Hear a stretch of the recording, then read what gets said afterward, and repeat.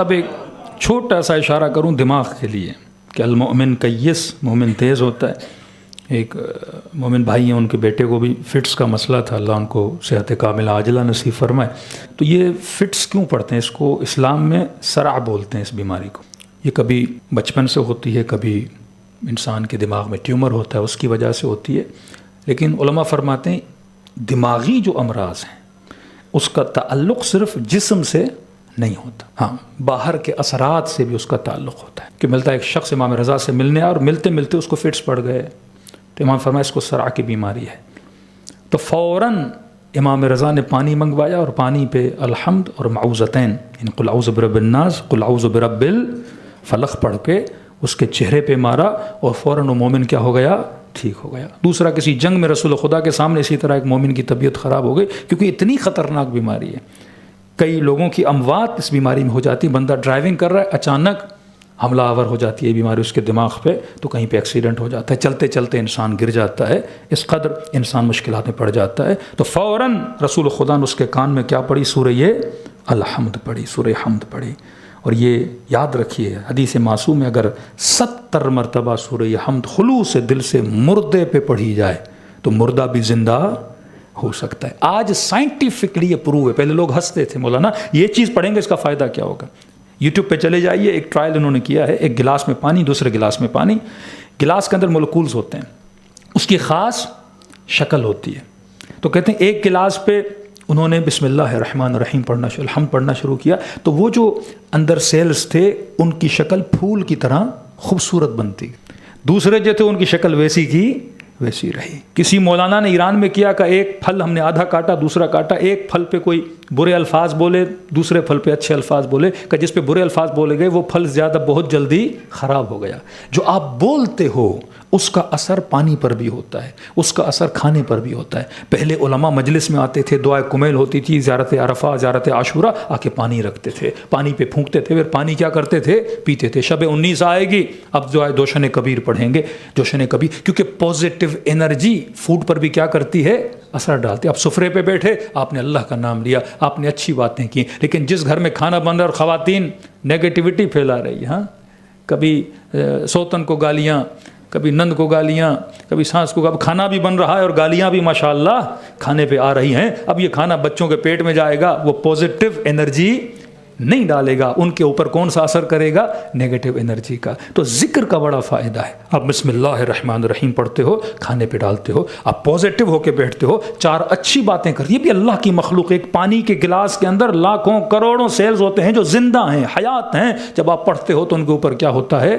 اثر ہوتا ہے. تو معصوم فرمایا جس کو کوئی بھی دماغی امراض ہے تو کہتے ہیں آپ زعفران مشک لیں یا زعفران لیں. اگر مشک اویلیبل نہیں ہے تو گلاب کا پانی، ہاں گلاب کے پانی میں تھوڑی سی زعفران. اب زعفران بھی خوشبو والی، گلاب بھی کیا ہے؟ کوئی بھی دعا بدبو کی چیز سے لکھی نہیں جاتی، خوشبو سے اس کا اثر کیا ہوتا ہے؟ اور زیادہ ہوتا ہے. کہ آپ 7 مرتبہ سورہ حمد کو کسی برتن پہ لکھو اور برتن پہ لکھنے کے بعد اس کو دھو.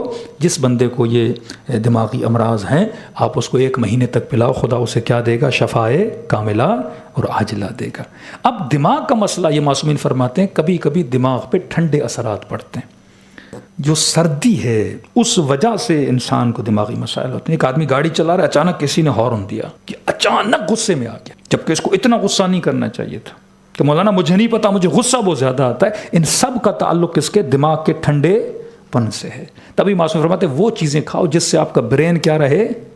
گرم رہے. یہ گرمی غصے والی نہیں ہے، مطلب بلڈ کی سرکولیشن اتنی رہے، آپ کی نسیں ہمیشہ کھلی رہیں. اور جب دماغ انجن جب آپ کا اچھا رہے گا تو پوری باڈی کیا رہے گی؟ فٹ رہے گی. مطلب سستی بہت ہے، نماز میں سستی آ جاتی ہے، بار بار نیند آ جاتی ہے، چھوٹی چھوٹی بات پہ غصہ آ جاتا ہے، چڑچڑاپن میری باڈی میں آ جاتا ہے، یا کسی کو فٹس پڑتے ہیں، مختلف بیماریاں. سب کا تعلق کس سے ہے؟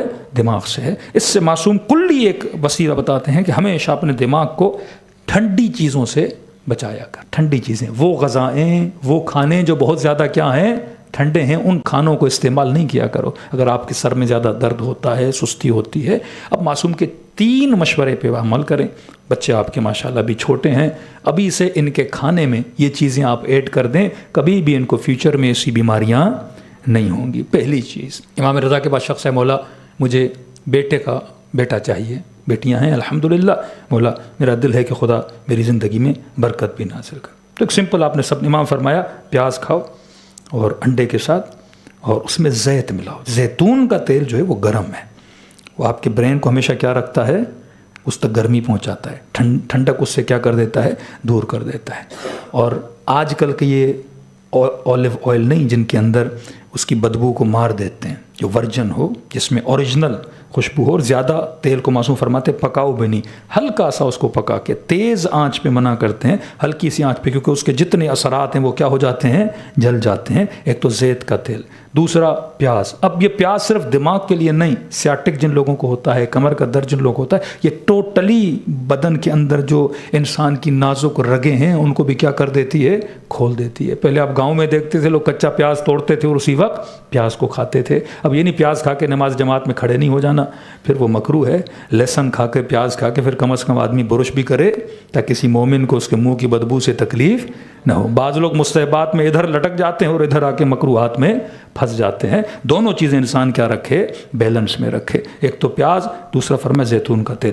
تیسری چیز احادیث میں زبیب کے لیے جتنی احادیث ہیں، مطلب اگر کسی چیز کے لیے حدیثوں کی بھرمار ہے وہ زبیب ہے۔ اب لوگ تھوڑے اس میں پھنس گئے، بعض کہتے ہیں کلونجی ہے، بعض کہتے ہیں زبیب ہے، لیکن اکثر علماء کی تحقیق ہے کلونجی بھی اپنی جگہ، لیکن زبیب کہتے ہیں بلیک کلر کی جو کشمش ہوتی ہے، بغیر دانے والی لال کشمش۔ تو معصوم فرماتے ایک مسقال یا نہار منہ، صبح اٹھے 21 دانے اس کشمش کے کھائے تو اس سے پورا بدن اس کا کیا رہے گا، گرم رہے گا، خون اس کا کیا رہے گا، صاف اور ستھرا رہے گا۔ اگر کوئی انسان کشمش کو اپنی زندگی میں ڈال دے، زیتون کو اپنی زندگی میں ڈال دے، پیاز کو اپنی زندگی کے کھانوں میں ایڈ کر دے، کبھی بھی اس انسان کو دماغی امراض نہیں ہوں گی۔ صلوات پڑھے محمد و آل محمد۔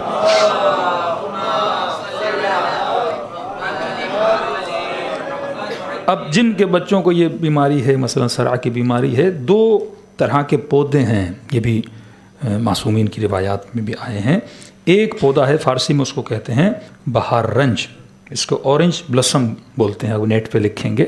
یہ پودا کہیں سے بھی آپ خشک صورت میں آ جائے، اس کا جوشاندہ بنائیں، یہ دودھ کی ان چائےوں سے بہتر ہے انسان یہ ہیلدی چائے اپنے گھر میں پیے۔ دودھ کا بھی زیان ہو جاتا ہے، دن میں 10 کپ ہم پی لیتے ہیں، کم از کم 3 کپ آدمی اس چیز کے ایڈ کر دے، اس سے کبھی بھی یہ فٹس کے مسئلے، مختلف مسئلے نہیں ہوں گے۔ تیسری چیز جو بہت زیادہ مفید ہے، اس کو استخدس بولتے ہیں، جس کو لیونڈلا بولتے ہیں، پتہ نہیں انگلش کا اس کا نیم کیا ہے، آپ دیکھ سکتے ہیں، استخدس۔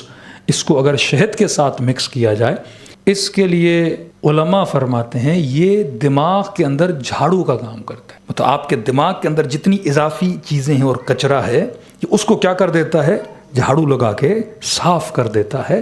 مطلب دماغ کے اندر جو جس کو عرق دماغ بولتے ہیں، یا دماغ کے اندر یہ انسان کو ٹیومر کیوں ہوتا ہے، کیونکہ دماغ کا کیا ہوتا ہے، کچرا ہوتا ہے نا، پوری باڈی، مطلب یہ دماغ کو صاف کر دیتا ہے۔ اگر اس کو شہد کے ساتھ ملا کے انسان ڈیلی اس کا آدھا کپ 1 کپ پیے تو انسان کا برین بھی صاف رہتا ہے، اس کا حافظہ بھی تیز رہتا ہے، پھر یہ قرآن بھی یاد کر سکے گا، یہ مکمل فوکس رہے گا۔ ایسا نہیں ایک بندہ 4 بار بولا لیکن اس کا دماغ کہیں اور چل رہا ہے، اس کو چیزیں بھولنے کی عادت ہو جاتی ہے۔ یہ چھوٹی چھوٹی چیزیں اگر انسان عمل کرے، اور یہ چیزیں معصومین کرتے تھے۔ اماموں کی غذاؤں میں پیاز تھی، امام کی غذا میں کھجور تھی، امام کی غذا میں مولا زعفران، معذرت کے ساتھ جو اس دن میں نے عرب گم بتایا، کندر، معصومین کی غذاؤں میں یہ چیزیں موجود تھیں جو ڈیلی بیسس پہ معصومین علیہ الصلوۃ والسلام استعمال کرتے تھے اور ان کے اصحاب اور چاہنے والے استعمال کرتے تھے۔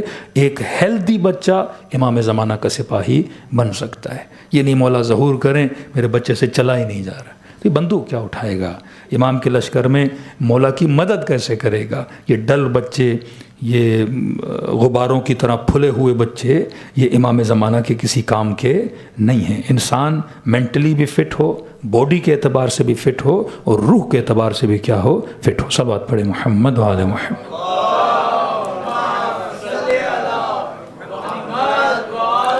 محمد وعجل فرجهم۔ بہت ساری چیزیں ہیں جس پہ انسان کو کام کرنے کی ضرورت ہے، لیکن افسوس سے کام کیا نہیں جاتا۔ خدا ہم سب کو توفیق دے کہ نہ صرف اسلام کا نام بلکہ وہ سسٹم آف اہل بیت ہے، انسان اس کو کیا کر سکے، زندہ کر سکے۔ میڈیا میں ہم پیچھے ہیں، بچوں کے کارٹونز میں ہم پیچھے ہیں، ڈرامہ سیریل دیکھیں، دشمن بنا رہا ہے، ہم کچھ بھی نہیں بنا رہے. اور یہ وہ چیزیں ہیں جو 24 گھنٹہ میرے بچے کے ہاتھ میں کیا ہے؟ موبائل ہے. اگر میں آپ سے بولوں کوئی 5000 منٹس ہم نے کوئی مٹیریل بنایا ہے، 5000 منٹ کا مٹیریل ہو جو ہم اپنے بچوں کے لیے بنایا ہو، آپ کہیں گے نہیں مولانا دیر از اے بگ زیرو. کوئی کارٹونز ہم نے بچوں کے لیے نہیں بنائے. ٹام اینڈ جیری وہ بنا رہے ہیں، وہ آئرن مین ہو، بیٹ مین ہو، اسپائڈر مین ہو، ساری چیزیں کون بنا رہا ہے؟ آپ کا مخالف بنا رہا ہے. لیکن ہم اپنی بچوں کے لیے کچھ نہیں بنا رہے. ہم صرف یہ سمجھتے ہیں بچہ مسجد میں آئے گا تو نیک بن جائے گا. بھائی 1 گھنٹہ مسجد میں ہوگا، وہ بھی میں تھوڑا آپ کا ٹائم زیادہ لے رہا ہوں، ویسے 40 منٹ مسجد میں ہوگا. اس کے بعد T V, mobile, school, teacher کے حوالے ہوتا ہے. پھر ہم یہ کہیں کہ مولانا بچے سدھر نہیں رہے، معاشرے میں زنا بڑھ چکا ہے، معاشرے میں حیا ختم ہو چکا ہے. اکثر یہ یاد رکھیے، ضروری نہیں ہر وہ خاتون جو حجاب کرتی ہے وہ باعفت بھی ہو، ہاں؟ اور یہ ضروری نہیں جو خاتون حجاب نہیں کرتی وہ عفیف نہ ہو. عفت ایک صفت ہے. ہو سکتا ہے کوئی انگریز ہے وہ چادر نہیں پہنتی پر اس کے اندر عفت ہو، اور ہو سکتا ہے کوئی چادر پہن رہی ہے پر اس کے اندر عفت نہ ہو. یہ ایک ڈریس ہے جو اسلام نے واجب کیا، لیکن اندر اصل صفت ہونی چاہیے. جو صفت کیا ہے؟ عفت کی صفت ہے. بعض چادر پہن کر بھی عفیف نہیں ہوتی اور بعض چادر نہ پہن کر بھی کیا ہوتی ہیں؟ عفیف ہوتی ہیں. تو ہم نے ظاہر کو بھی بچانا ہے، ہم نے اپنے باطن کو بھی بچانا ہے.